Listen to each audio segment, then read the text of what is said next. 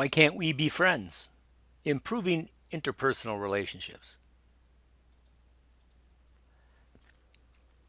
No matter how good your relationship, there are always ways it could be better. And the key to improve the important relationships, the key is to find ways, rather, to improve the important relationships in your life. No man is an island, unless there's somebody named Maui, which probably is. A communication climate, which this slide is about, refers to the emotional tone of the relationship. The quality of our relationships establishes the quality of our lives. It's a very important point. So, how happy we are with other people at work, how happy we are with people at home, and our other relationships will make us happy or sad. Messages show you are valued are confirming responses. Recognition, acknowledge, endorsement. Messages that deny the value of others are disconfirming responses. There are many distancing tactics, avoidance, deception, degrading, detachment, etc. They are a matter of perception. It's not what we say as much as how we speak and act towards each other. And so if we perceive that someone is likes us or is acknowledging us rather than degrading us, we're going to like them more and probably like ourselves more. To create positive communication climates, there's some things to think about. Evaluation versus description. For example, language. Rather than saying you talk too much, you might say when you don't give me the chance to say what's on my mind, I get frustrated. Control versus problem orientation. A controlling message occurs when a sender seems to be imposing a solution on the receiver. The people most likely to use controlling behaviors are those with a fearful avoidant style, meaning they generally hold a low opinion of themselves and of others. Control can range from small matters, like how to spend the family's money, or small matters like where to eat dinner, to large ones of like how to spend the family's money. Communicators focus on finding a solution that satisfies both their needs and those of others involved. The goal is to work out an arrangement where everyone is a winner. When you talk about creating positive communication climates, strategy versus spontaneity. Strategy is more accurately described as manipulation. Spontaneity is being honest without trying to manage the situation and the actions of others. Neutrality versus empathy. Neutrality can better be described as indifference. Large organizations, for example, are often seen as uncaring and unresponsive to the needs of individual employees. Teachers can also be seen this way. Superiority versus equality. When it seems people believe they are better than we are, a defensive response is likely. We often meet people who possess knowledge or talent greater than ours, but experience tells us it isn't necessary for these people to act superior. So if you feel that you are, in fact, the superior one, you don't have to act that way either. Certainty versus provisionalism. Certainty is a style of communication that is considered dogmatic and unyielding. You know what you're talking about, and that's all there is to it. Provisionalism is when people have strong opinions but are willing to acknowledge they don't have a corner on the truth, or all truths anyway, and will change their stance if another position seems more reasonable. If you think about some subjects where people won't change their stand, it's religion, politics, how you rear children, a lot of other things.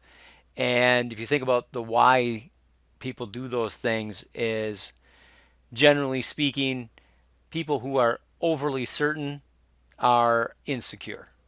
And if you're not insecure, you understand that it's pretty unlikely that you have the answer to every single subject. Understanding personal conflict. Every interpersonal conflict involves an expressed struggle between at least two interdependent parties who perceive incompatible goals, scarce resources, and interference from the other parties achieving their goals. They aren't getting along. They're not getting along for these reasons. Expressed struggle as conflict doesn't exist unless both parties know that some disagreement exists. Perceived incompatible goals, one party's gain will be another party's loss. And perceived scared resources, people believe there isn't enough of some resource to go around. If a person asks for a raise in pay and the boss would rather keep the money or buy something for the business, there is a conflict. However, they're interdependent. So, however antagonistic they feel toward one another, the parties in a conflict are usually dependent on one another. So for the example of the boss employee, the employee needs the boss and the boss needs the employee. So there are many styles of expressing conflict. Non-assertion is the inability or unwillingness to express thoughts or feelings. Avoidance or accommodation, which goes along with non-assertion. Direct aggression, in your face. You confront the other person and you attack the other person in their position, even their dignity. Passive aggression. Pseudo communicators pretend to agree with you. Guilt makers, jokers, trivial tyrannizers, withholders. I'm sure we all know some passive aggressive people. Occasionally, probably all of us are passive aggressive. Indirect communication conveys a message in a roundabout fashion in order to save face for the recipient. If you hint around, you claim you're busy, that sort of thing. And assertion. Assertive people handle conflicts by expressing their needs, thoughts, and feelings clearly and directly, but without judging others or dictating to them. In other words, being direct but being empathetic, caring about other people. Assertive messaging, you describe behavior. You provide an objective picture of the behavior without judging or editorializing. So if you're coaching a kid in basketball and he throws the ball away, you say you have to be careful not to throw the ball away, not you are a dumb person. Your interpretation of the other person's behavior, perception checking, how do you feel, description of your feelings, a description of consequences, a statement of your intentions. In other words, really assertive messaging is being straightforward but caring. Once again, you talk about gender and conflict style. Women, for example, there's conflict dilemmas, and women face a double standard, obviously. They're often judged more harshly when they are assertive, but maybe overlooked if they are not. It's easier for men in general to be assertive than it is for women in society, at least in American society. And that is something to consider when you think about conflict. Online communication. One important thing to remember with if you have conflict in online communication is the delay. The inherent delays in mediated conflicts present both benefits and risks. So if I take a little while to get back to somebody, maybe I'm thinking about it and going to do something intelligent or make sure that I'm managing my language. On the other hand, delay can be seen as someone not wanting to respond. There's disinhibition, internet tough guys, we all see that. Less use of manners and more use of inflammatory language, people threatening to beat somebody else up because they don't agree about some football player, for example. And then also online communication, it's permanent. So it can be used for clarification or it forever chronicles something you would rather forget. So if you have a conflict online, so if you're going to write an email to your boss, keep in mind that what you write down will be permanent. When you manage interpersonal conflicts, there are a lot of methods. There's the win-lose.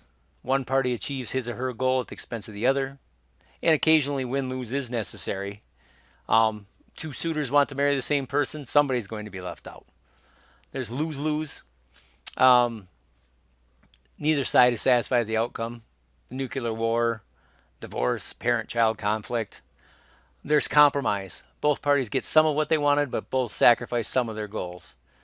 And then finally, and this is very elusive and very difficult to achieve, win-win. If you can find a solution that satisfies the needs of everyone involved, everyone is happy. Unfortunately, the reality world is that usually win-win becomes some sort of compromise.